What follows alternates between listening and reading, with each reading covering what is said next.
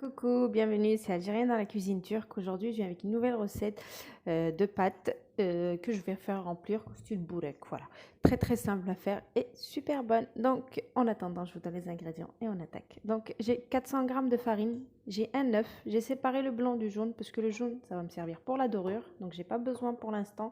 Donc, un blanc d'œuf, 2 cuillères à soupe d'huile, une cuillère à soupe de sucre, donc une cuillère à café de levure boulangère, une cuillère à café de sel et un sachet de levure chimique qui fait 15 grammes.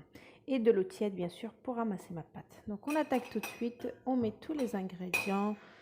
Donc, voilà. Le sucre, la levure, le sel.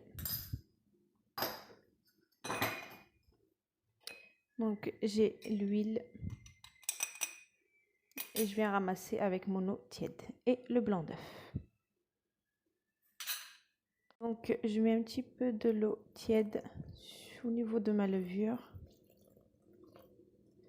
Et puis j'attends 2 minutes et je ramasse tout. J'essaie de former une pâte et ma pâte elle sera prête.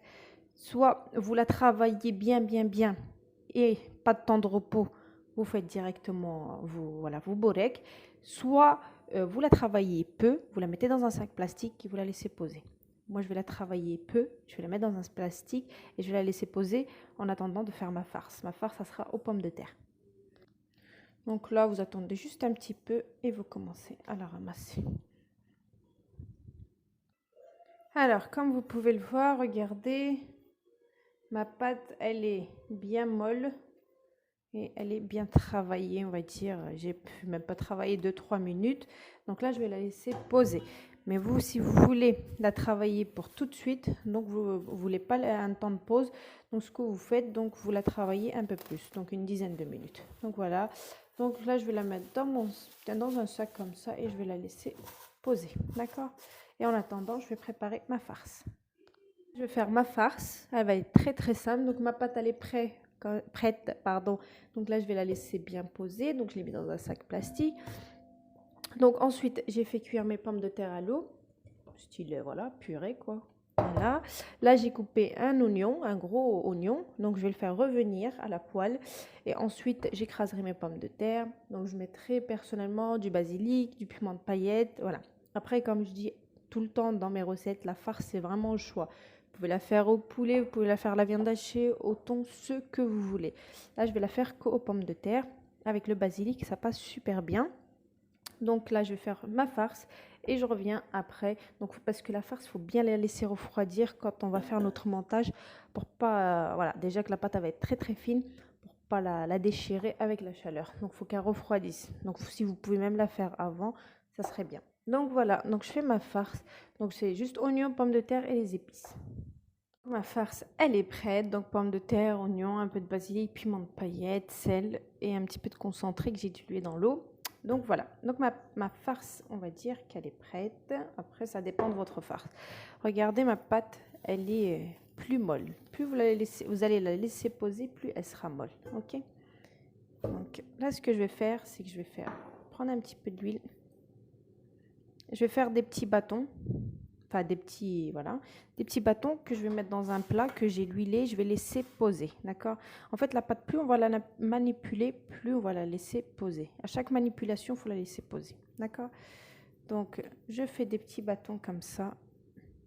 Et je les pose sur mon plat et je les laisse poser encore 20 minutes. D'accord. Pour pouvoir les ouvrir. Ça va être comme du msemen, des feuilletés qu'on va ouvrir. Donc, on va céder juste de l'huile. Ça va être très très simple. Voilà. Laissez poser un petit peu, donc comme vous pouvez le voir. Donc là, j'ouvre ma pâte juste avec mon huile. Je la coupe en deux, vous voyez. Donc vous l'ouvrez avec votre huile et vous mettez de la farce. Voilà. Et vous allez enrouler en boudin.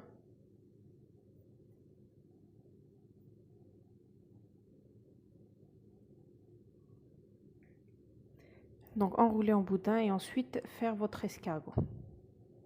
Donc c'est vraiment très très facile. Donc même si la pâte elle se déchire comme ça, c'est pas grave, hein. Ne vous inquiétez surtout pas. On aura quand même ce feuilletage là et un beau résultat.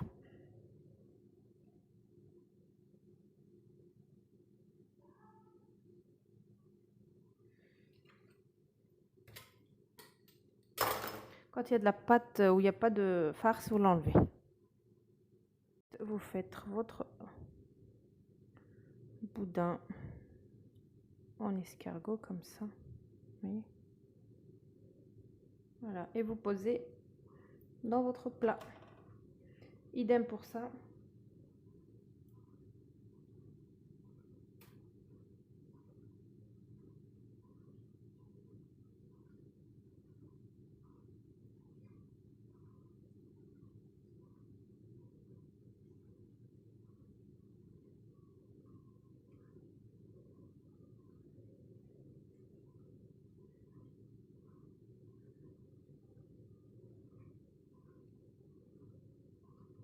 Et cette partie-là, vous la glissez en bas pour pas que ça s'ouvre votre escargot.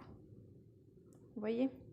Voilà, donc je vais faire ça pour toutes mes bâtons qui me restent et je reviens.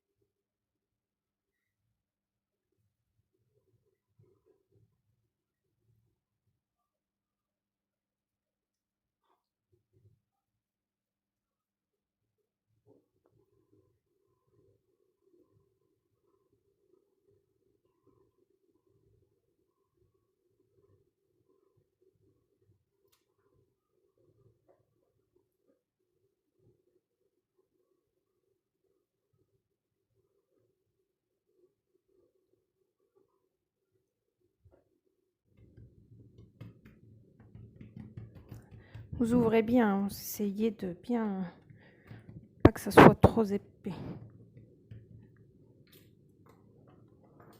Vous le coupez en deux, parce qu'une petite boule, ça vous fait deux bourrecs.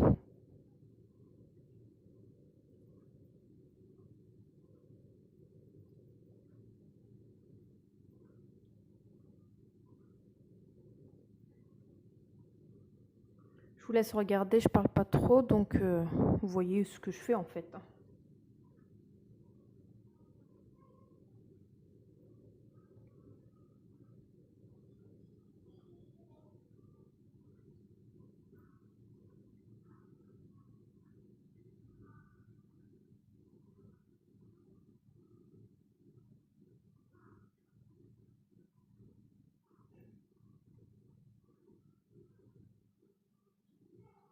Escargots, ils sont faits. Donc j'ai pris le jaune qu'on a réservé tout à l'heure, que j'ai mis un petit peu de lait.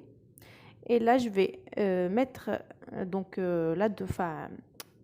comment dire, je les badigeonner. Oula, je trouve plus mon mot. Donc on va les badigeonner.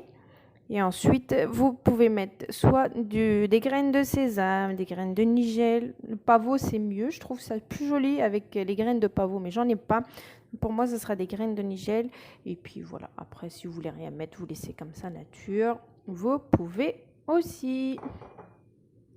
Donc une fois que j'ai bien badigeonné tous mes escargots, donc moi je vais mettre une olive au milieu. Ça aussi, c'est facultatif. Et bien sûr, pour moi, ce sera des graines de nigel. Donc ça aussi, c'est facultatif. Vous pouvez très bien laisser nature. C'est vraiment, après la déco, c'est un choix. Voilà, décorer comme ceci. Vous avez tout fait. Donc là, je vais préchauffer mon four. Il n'est pas préchauffé. Je vais les laisser en attendant comme ça, bien se... Il se lâche un petit peu.